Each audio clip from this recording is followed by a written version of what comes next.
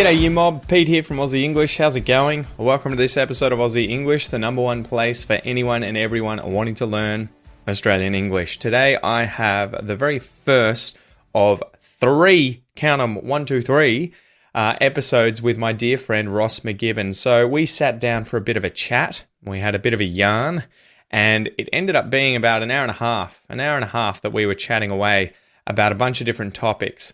In today's episode, part 1, we kind of just have a free flow chat about what his life has been like over in Western Australia during COVID. He is an amazing reptile photographer, so he's been going on trips and taking phenomenal photos of goannas, snakes, geckos, all kinds of awesome animals in WA. We talk about handling snakes, having pet snakes, my master's degree and goannas, all kinds of stuff. So I think you're going to get a lot out of it. Now, I got Ross on recently because he's doing a special fundraising sale of his 2022 calendar, his reptile calendar. 25% of the proceeds are going to be donated to the Royal Flying Doctors Service here in Australia. So they are a service that flies planes into remote parts of Australia to help people who are injured or in trouble or who may have been bitten by a snake like Ross has. Check out the previous episodes to learn about that. And the Global Snakebite Initiative. So the Global Snakebite Initiative is a non-profit charitable organization working hard on many levels to ease the burden of snakebite around the world. So make sure that you go and check out these calendars, guys. They're only $35, but the proceeds go to a good cause and are going to help people who get in trouble in the bush. So without any further ado, guys, let's get into this episode.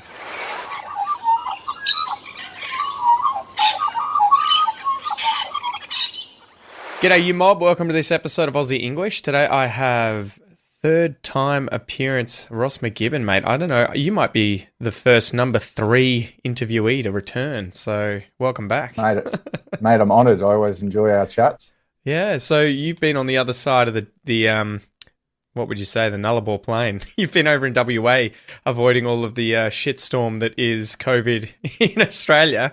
Pretty much, mate, pretty much. Has life been different, or have you just been living it up like normal? Well, life's been, I guess, fairly usual over here. Still being able to have the freedom to get out and travel and do what we want. Although every single trip that I've tried to take in the last probably 2 years or 1.5 years has been hampered by COVID. Like the one in November this time last year, I got 200 Ks from the South Australia border and then had to turn around because my mates are ringing me going, don't go into South Australia. They've just gone into lockdown. So what, you get stuck there? Like you could enter, but you'd have to go into quarantine for 2 weeks or something, and then correct, WA would be like, you're not coming back, mate. Yeah. And I had a 4-week trip and it wasn't worth, I had a lot planned, so it wasn't worth coming back and spending half of it in lockdown. So didn't go to South Australia and ended up going to the Northern Territory instead, and that was still good, still stuff there. So we're lucky we've got neighbouring states that we can jump over to, whereas I do really feel for people in New South Wales and Victoria like yourself, mate. What can you do? You just got to ride it. Ride it. That's it, mate. Get double jabbed. Have you had the vaccine yet? I have been, yeah. So I'm a firefighter, so it's it's mandatory, is it? Well, they just brought out the mandate, but I got it done probably about 8 weeks ago. So how did you feel about that? And has there been a reaction from other firefighters or people in WA who've been sort of forced to get the vaccine in order to do their job? Because over here, obviously, we've had the virus a lot more, so people are kind of probably a little more accepting of that kind of mandate to come through, whereas in WA you guys have had bugger all cases, right? Barely anything. And so I can imagine there's more of a reaction of like, why? Yeah, I do understand there's definitely arguments for both sides, but when it came down to my rationale, I just did a personal list of in my head sort of thing, what are the pros and cons of getting it? Yeah. And the cons were just too far. Too much. It's too much for me. Like not being able to travel interstate. I need it for my job, being defense and stuff like that. So it was really a no-brainer for me. And the other thing is I've, been in the army. So we, when I first joined the army, we were getting like, 4 in a day, or, Really? stuff like that until if you're going overseas or something. Yeah, well, you get jabbed with just about everything for local, and then before you go overseas, you get specific ones for overseas. So, I'm young, fit, healthy, didn't have any worries with it, so I just went and got it done. And personally, I had 0 side effects, like a tiny bit of pain at the local site where it was jabbed, and that's about it. Like afterwards, but.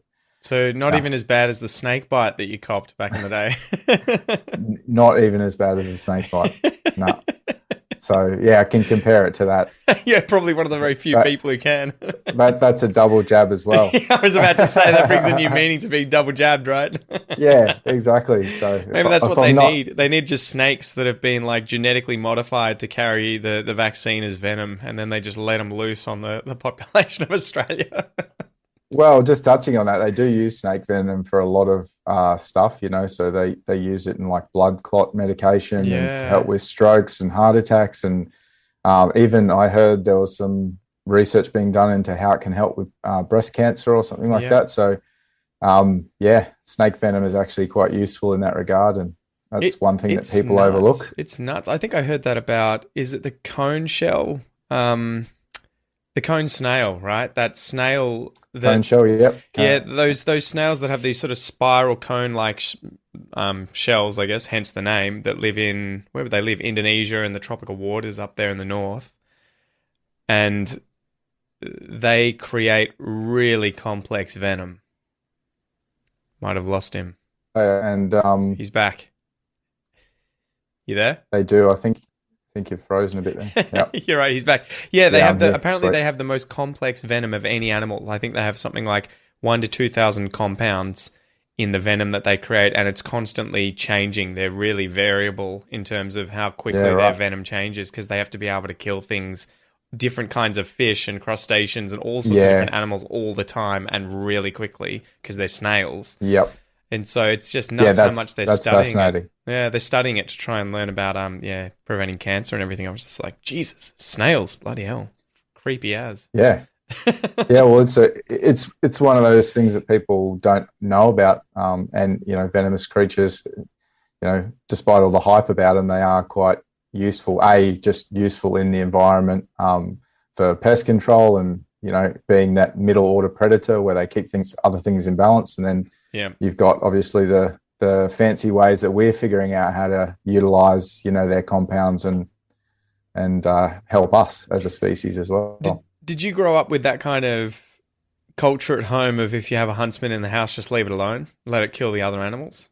Look, I mostly grew up with my mum and 2 sisters, and I can't remember mum being overly, phased about anything, so it wasn't really like anything that was dangerous had to die. But certainly when I got out on the farm later in life, I was about 11 years old when my mum met a farmer, and things got turned upside down when we moved out there, and that's when I had to get used to the old farmer prejudice of killing animals that are an inconvenience or a perceived danger to you. Yeah, I had that with my grandfather, having that sort of, he has a farm up near Bendigo, and I remember him finding a red-bellied black snake's nest under our house with, I think, newly hatched babies. And so there were all these small red-bellied black snakes just around the house getting into it. And he was just like, I don't want to, but I'm going to have to kill these things because I'm not going around one by one catching all of them and then letting them go elsewhere. He's just like, this is too dangerous for you kids. You're going to put your hand under something and get bitten. I do understand that, but if he realised how little threat red bellies are, and also it wasn't a nest where they're going to stay there forever. So red belly blacks actually give birth to live young, or it's like an embryonic sac, so it's kind of in between an egg and live birth. That's right. Yeah, and they give birth to live young. So he would have just witnessed that happen, and then because snakes are independent from pretty much day one, they would have all scattered. So had he given it, a week, he wouldn't have been able to. That's it. He should have just said, everyone go. We'll just leave. Yeah. There's other precautions they can take, but it's just people don't know. Do you know what I mean? And it's hard. Like, he's trying to do what's best for his family, but if he just educated himself a little more and he knew, like, no one's ever died in Australia from a red belly black. So aren't they one of those snakes that have a really, really high proportion of dry bites too, where they don't actually inject the venom with if and when they bite someone in a defensive situation? Yeah, they do. That? Yeah, they do have a high proportion. I don't have the stats in front of me, but you know, if we look at the Eastern Brown, I know that one off by heart, and that's only 20 to 40%. Oh, really? Envenomation rate. So, every 10 bites, there's only 2 to 4 people that actually get envenomed from them. So a lot of people don't know about dry bites either, and that's a whole nother thing. And basically, just to, if no one's ever heard of a dry bite before, it's just when a snake bites defensively, they don't always try to or are able to use their venom. And a lot of the time people come away with no envenomation. Because it's a massive waste, right? If they spend a lot of energy creating this venom that they need to use in order to hunt, and if they're going to waste it on an animal that's clearly not prey, they have to then spend all this extra energy building that venom surplus up again to be able to go out and use. So they're going to be like, well, why am I going to bother using this? I just want it to go away. Yeah, it is like that. There has been some studies done on death adders where they actually tested the metabolic rate and how expensive or taxing it was to replenish the venom. And it's not even as taxing as shedding their skin. So shedding their skin is actually more taxing. Is that just because of the movement they have to go through in order to pull it off effectively? All of that movement? It's probably the metabolic change that they go through, because they have to secrete a liquid under their skin to sort of start to separate the new layer from the old layer. And that's why, if you've ever seen a snake about to slough its skin, it starts to go really dark and a bit opaque, and that scale over the eye, that starts to go really opaque, and then the snake is under a bit of duress during that time.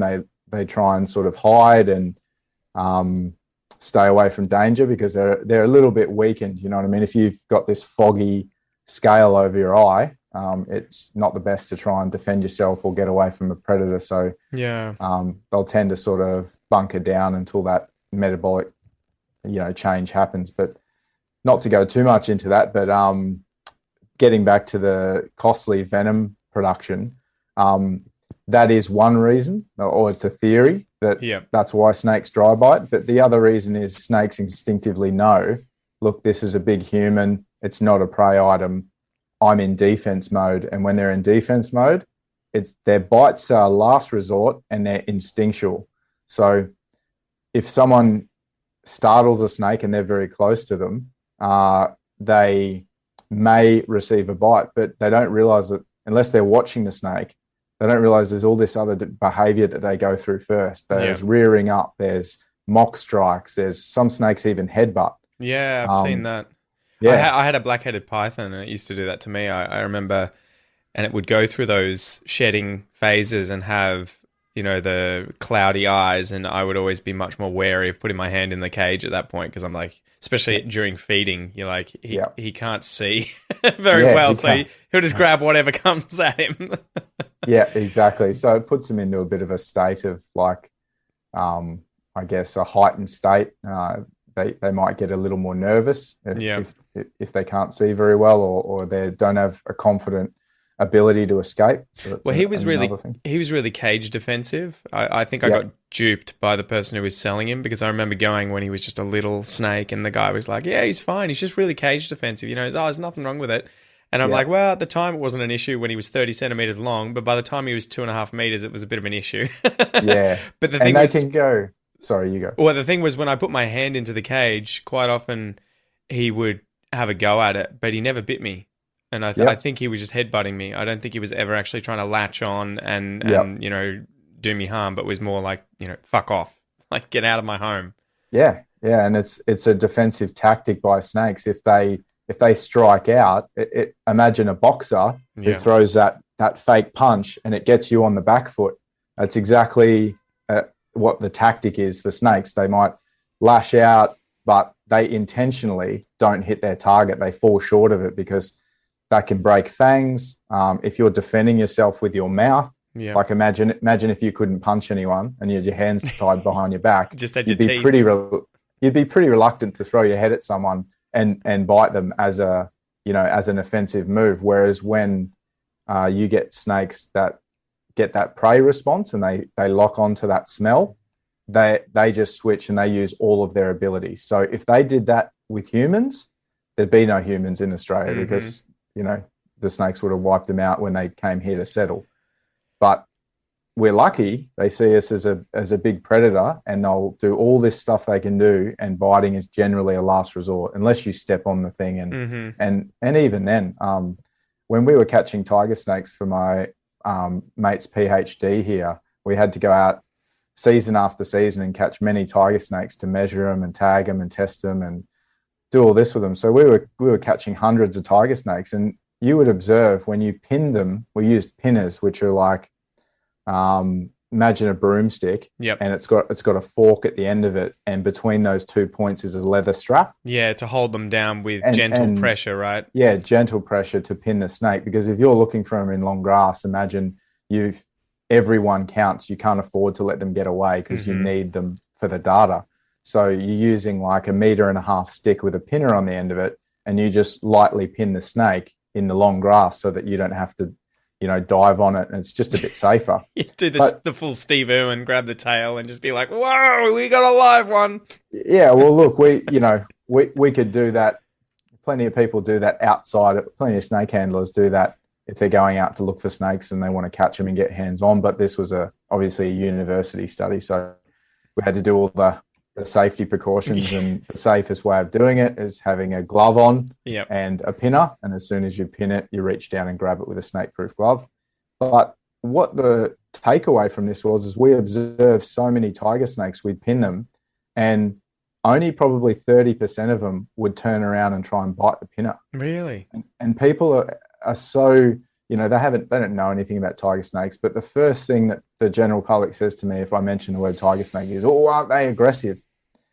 And we've done this study where we're actually physically pinning them, and that's kind of likened to if you stepped on them. Yeah. Only around 30% of them actually turn around and bit the pinner. That's incredible, considering that would be such a dangerous situation for a snake in terms of its, if another animal or something pins that snake, generally it's going to be your dinner. Right, that the snake's not going to be like, oh yeah, they're just going there amongst their, doing their thing. It's fine. Yeah. I'll just wait for them to let go and leave. Well, yeah, because every one of them has a different temperament. Yeah, and also there's other factors like how warm the snake is, how alert it is. Yeah, like we were catching them fairly early in the morning when they were basking. Clever boy. So some of them were cooler. Yeah, but they're a black snake, so they do heat up pretty quick in the sun. And it was just amazing to witness what people perceive as a very dangerous snake and a very aggressive snake, us actually pinning them, and not that many turned around and bit the pinner. Yeah. Different story when you reach down and physically grab it and pick it up. The snake's awake then, and it starts to realize, hey, what the hell? But there was that many of them that if we handled them gently, you could pick them up and they wouldn't actually bite the glove until you restrain them so that you could measure them. I think I've seen people free handling red-bellied black snakes before, at least like pet ones where they've raised them, and you're like, Jesus, this thing's deadly, and you're just holding it in your hands, like without restricting it in any way, shape, or form. Yep. So it obviously goes to show that they do have the capacity to not necessarily just go for your throat, no matter what, right? Yeah, it's just sort of perceived fear, really getting a hold of people's imaginations and assuming that all snakes are bad and they're out to get you and stuff like that. But when you actually learn about them, you realize they're just like any other wild animal. They've got their defense mechanisms in the wild to keep them alive, and we just perceive that as aggression. I'm so much more happy living in Australia in terms of being able to go hiking and worrying about things like snakes as opposed to bears or cougars, because it's almost you don't get a discussion with them, right? There's no kind of, you walk up on them and they're the ones that are going to freak out and try and get away from you every single time. They have much more of a size advantage on you and probably less fear as a result, right? And the fact that Yeah, you are prey. definitely. Like a human is prey to a bear. So, Yeah.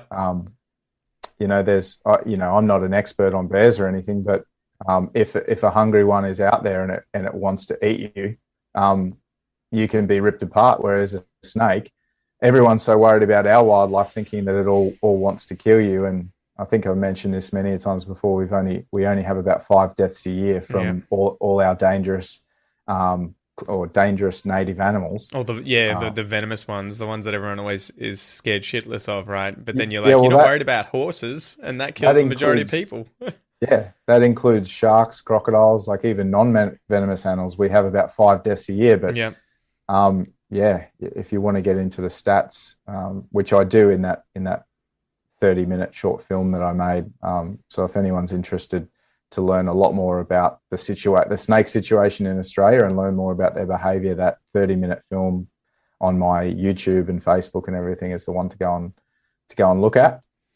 What's it like? So you've been doing these trips around Australia because you you create calendars by, catching all the Pokemon, using your, incredible skills to find these rare animals and take brilliant photos of them.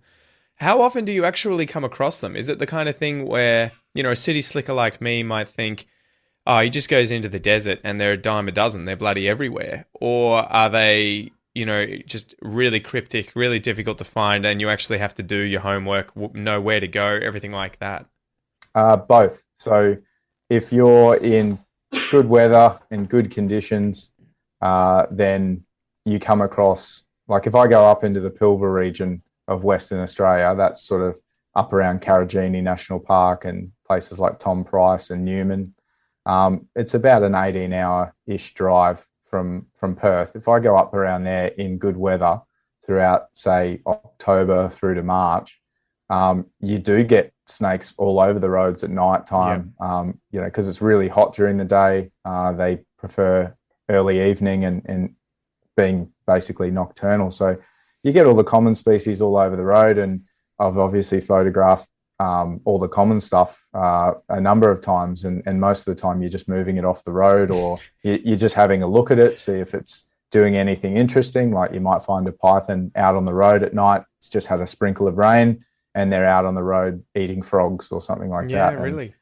Or each other, or, then sometimes you get centipedes out on the road eating the roadkill, and there's all this stuff happening at nighttime. But if I'm targeting specific animals that are more cryptic, then that's where you need to really do your research. So I need to know, the time of day or night that they're active, what they feed on, and what prey are they most likely going for. I need to know weather conditions. I need to know their range and their distribution, where they are in Australia. So before I go on my photography trips, I'm researching for a good month or two beforehand, and I'm writing a wish list, and then I'm building up all the information I can on that species to find it. And that increases my chances when I go on the trip, because, being a firey, I have to use my annual leave for these trips. I'm not a full-time photographer, to be nice, but you just can't earn the living these days, as some people used to. But so I got to use my own personal leave for this stuff. So if I'm out spending all this money on fuel, taking 4 weeks of my hard-earned leave, I want to make sure that when I go out photographing, I'm, targeting and getting as many species as possible. Whereas in the earlier days, you would just sort of go out and see what you could find, but you get smarter as you get older. Yeah, well, and I take it you probably get bored with the same shit, right? I mean, it was like when I got into bird photography, it's amazing the first time you go to, say, a wetlands and try and take photos of all these birds, because you're just like, there's tons of them. But then pretty quickly, you're kind of like, I see these birds every single time I come here. I want to find something different, something new, something rare, or maybe a situation where something interesting is happening, right? 2 different species are interacting, or something's eating something, and you're like, which are really, really rare. I think I saw, did you see that photo of the kingfisher diving straight down into water? Yeah. You saw it, where it's like perfectly aligned, and the beak was just above the water, and he'd blurred the background out. It was just this phenomenal photo, really symmetrical, and you see that and you're like, yeah, the guy's just a freak. And I think the text was like, this took 7 years, and it was something like 6 million photos, 4 cameras that he effectively just burnt out from taking hundreds of thousands of photos with each camera until it broke, trying to get that one photo because he put himself in the right position each time, and then just it was just a crapshoot every time, especially with something that like bird photography where it's so fast. So you have to kind of put yourself in the right position, wait for it to move or do something, and then you just do the brrrr of all the photos and hope. You look later and be like, did I get the right shot, that perfect shot where the wings are perfectly splayed out as opposed to, tucked in or something whilst it's flying. Yeah, imagine how many times he's reviewed his images just to find it like the head's too far away or it's too far down. And that's dedication. And it's a different sport, right, from reptile photography, because I think you put a lot more time and thought and energy into setting the shot up because you are able to interact with the animal for a longer period of time, right? Like with a bird, it's just going to disappear. It's got a certain flight distance, and unless it's sitting on a nest, which you generally avoid taking photos of and harassing, it's going to do what it does. And if you get too close, it's gone and you've got no control over it, right? There's no, I can walk around the bird and kind of harass it or, make sure it stays in this area and line things up as much.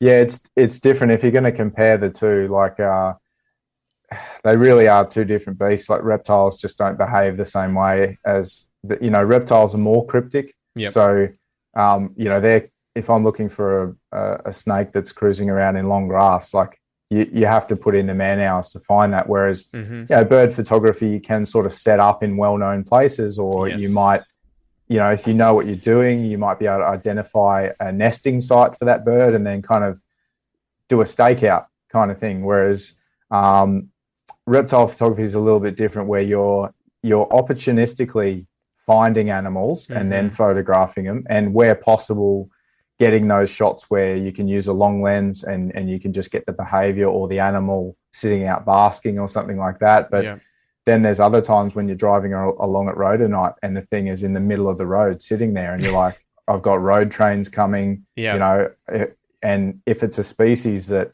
most of the time I'll just get up and move the snake off the road. And that's actually how, the bite story happened in 2017. But there's other times where that snake will be the one you've been looking for years or months or whatever, and it's sitting in the middle of a road at night waiting to be run over. Well, how do you feel when that moment happens? Like when you've been searching for so long for this one thing, do you get like a massive rush, a massive sort of adrenaline hit, and you're just like, oh my God, another Pokemon on the list to tick off, Yeah, definitely. And then you get, that's the first interaction with the animal. Like if I have to catch the animal and move it off the road or move it to somewhere safe to actually photograph it, then you've got that whole interaction with the animal and you start to see another side to snakes that the general public don't see. So often is the case, if I've got to catch an animal to interact with it and get a photo of it, then I've got to work in close proximity to that animal. And it's amazing when, they'll have their maybe initial defensive reaction to you, but you start to work with it and you start to be really calm and gentle around that animal, and you see them start to recognize you as not a threat anymore. And what do you reckon they think when they get to that point, right? Because I think I've seen a few of these videos with you where you're interacting with a snake, and at first it has that flight response generally. I don't think I've seen many where they've tried to strike at you. Normally they're just trying to bail. But what do you think clicks or makes it realize that you're no longer a threat? Is it just, oh, okay, well, he hasn't tried to eat me, or I don't feel pain with this thing here, so I guess it's not trying to harm me, and it just relaxes? Like, I think so, mate. I think after a while they just start to realize I think animals can definitely pick up on your energy. Yeah. And I think if you're frantic and you're moving in that way and giving off that energy, I think they can pick up on it. Yeah. And I'll tell you a bit of a story because it ties in with the gut health stuff that I've been going through. For about a year and a half, or maybe probably a good 12 months, I think I was probably giving off some bad energy. I was in a relationship that was very stressful, lots of fighting, lots of stuff going on. And I think I was giving off a bad energy for about 12 months. And I was also suffering from the gut health stuff, which was affecting my mood and my hormones. And I just remember for a good 12 months there, photography was hard. You know what I mean? The animals that I was working with they were rarely cooperating. They were rarely being calm in my presence. And I also had my friend buy a dog at the time, and she was off me from the start. And I've never had any animals be off me. And from the start, she was off me for a good year. As and in then didn't want to come near you, or? Well, was it quite aggressive? She was a rescue, so she was a bit scared when she came into our house, but she was just picking up on my energy, and she was avoiding me. For the first month, she was quite aggressive to me. She would like get scared and, you know, come at me barking and stuff like that. And it was really odd, and we couldn't really figure it out. And it wasn't until I got to the end of this sort of journey and I got my health back and I got out of that relationship that I was having trouble in, and I just got myself back, and I just started feeling lighter and happier and just me again. And then I started going on photography trips again. And all of a sudden it was fun again. The animals were cooperating. They were, more often than not, they could pick up, I think, on the energy I was giving off and stay relaxed in my presence. And yeah, it's a bit, you know, airy fairy because you don't know for sure, but I definitely think that they can pick up on your energy. I've heard that, you know, and with a lot of different animals, I'm sure there's probably a varying degree, but definitely with animals like horses and dogs and cats and stuff, I think they can tend to work it out pretty quickly whether or not you're, you know, calm and relaxed and going to interact with them in a nice, friendly way or not. Yeah.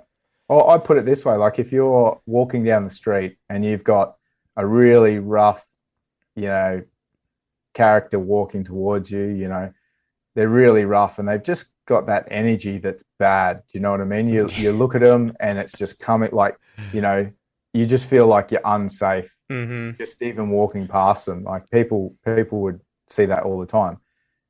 You know, we can pick up on it. I think animals are even better at it. So, well, and they'd have to be, right? Because they don't have verbal communication or anything like that. They have to be able to see and just know what's happening around them with the other animals that are interacting with them. Yeah. So, you know, if you ever see my short clips where I'm showing how close I get when I photograph venomous snakes, and that you will see that. And even the latest monitor video I put out, I'm not sure if you caught it on Instagram. This is with the Kimberly rock monitor, was it? Kimberly rock monitor. Yeah, this tiny little thing. I was like, oh, wow. Like, because a lot of these, I did my master's degree on Varanus varius, the lace monitor. Yep. So I spent a lot of time learning about these varanids, but I think I probably only seen a handful of them in real life, and so it was really cool to see this right next to you. You were sitting up on this ledge in front of this, was it a ravine or something with a river below it? Yeah, we were canoeing. It's the Ord River. Yeah. And, we were canoeing up the river, and there's a rock where you can sort of stop for lunch and jump off it if you want to. And we went up the top there and jumped off the rock. And when I came back up, this little juvenile rock monitor had sort of heard the commotion, and you know, obviously that's a pretty quiet spot usually, and it's heard the commotion, and it came out to have a look what was going on and meet these humans that was hanging out there. Whereas more often than not, it's the other way around, where the older individuals are a bit more savvy, they're a bit more predator aware, and they might be gone at the first sight of you. But yeah, it's amazing. I was amazed that he was just sitting there. Yeah, because you were right next to it. And from when I was hunting down tree goannas, which are the largest Australian goannas, they were never comfortable being anywhere near you unless they were a large male at a campsite who frequently got into the bins. Yeah. So you'd go to campsites and you'd have this 20-kilo fucking monster. Yeah. And you'd be like, he's not afraid of anyone, Jesus Christ. Like, don't let him come near the tent. Yep. And they were my first monitor, because I was growing up on the Gold Coast on the Gold Coast, and we would visit the Gold Coast hinterland, and I'd be following them around, getting too close, trying to touch them, and they'd whip me with their tail. Yeah, it's weird, isn't it? They hiss and they curl the tail right up into this reflexive kind of position, and they'll hit you with it to like, get out of here. Yeah. And one of those whips across the legs as a kid when it's a good 25 kilo animal or something like this, you're in pain. And I've actually had a parenti do it to me. Jesus. And actually draw blood. Yeah. Well, they're brutal. I've still got a scar here. I don't know if you can see it, but I got bitten by one of them when because we used to have to use dog poles. So to get them down, we would try and get them on a tree, dog pole them, or in a trap, and have to use a dog pole. Like, literally, what you would see out of those movies where they have to put the rubber ring around the dog's neck to control it, and you'd have to duct tape its legs to its tail, and then work your way up the body, duct tape its hands together in the prayer position. Yeah. Like, tell us where the money is. And then you'd have to duct tape the mouth so that it couldn't bite you. Yeah. And because these ones, at least lace monitors, are tree climbers, their claws are just insane. They look like they've got raptor's claws, right? Like a bird of prey. Yeah, they tear you up, Oh, and they bite like hell too. And it's crazy. With reptiles, I think they bite differently from mammals because they kind of bite down and hold and just it like gets more and more intense.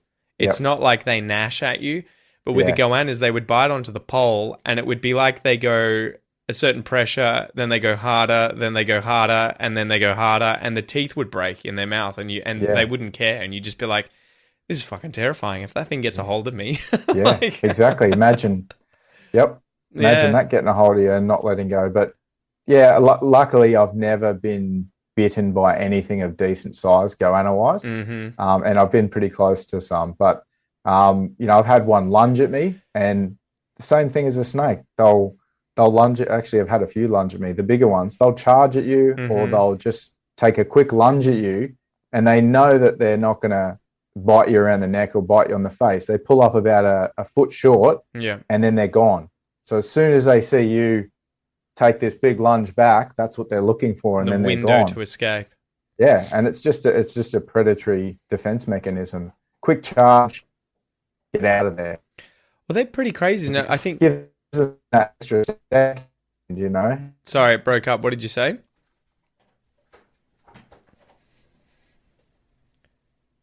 Sorry, an extra second to get away, and that's what they're after. I lost you there for a sec. What did you say? That's right. I was just saying that initial lunge at you gives them the extra second that they need to get away, and when you see that behavior and you actually start to notice when you see, like if the average person sees a big goanna or a snake charge at someone, they instantly think that animal means them harm. When you start to understand their behavior, you realize it's a defense mechanism for a larger predator. They charge at them or they mock strike at them, and then they hightail it out of there. And if you take 4 steps back because this thing's just charged at you, you're going to then take another 4 steps to chase it. So it gives them that time they need to get away. Have you seen that stuff with elephants in Africa where there'll be someone, a safari guide or whatever, taking a group out, and they'll suddenly walk around a tree or something and stumble upon a lone male elephant, and the safari guide will just stop and be like, "No one run." Don't you dare turn around and bail. And the elephant will, I think there's a video out there on YouTube of this where the elephant will be picking stuff up and throwing it, making noise, and then charges right up to the front of the guy, and the guy doesn't move. If anything, he walks forward. And then the elephant's just like, okay, turns around and eventually walks off. And you're like, that's crazy. He was sort of testing you to see, are you going to turn around and run and either leave and leave me alone, or am I going to chase you down and mess you up? Yeah. So and that's all it is, man. It's just they don't know what other animals are that are strange to them. Probably in the case of wild animals like Africa, that they can identify like lions and other predators that are in their realm.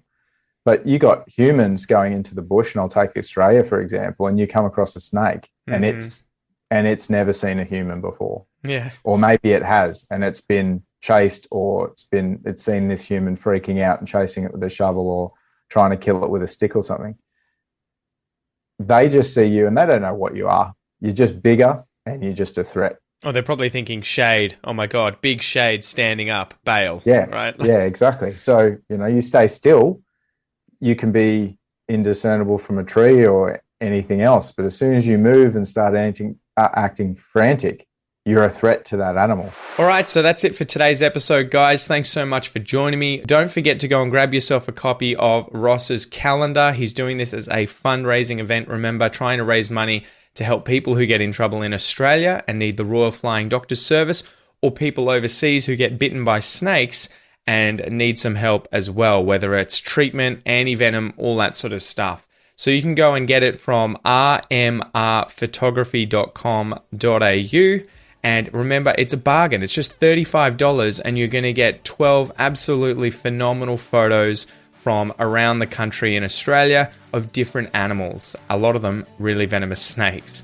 So anyway, guys, thanks again. Make sure to check out the other episodes in this series when they come out, and I'll see you next time.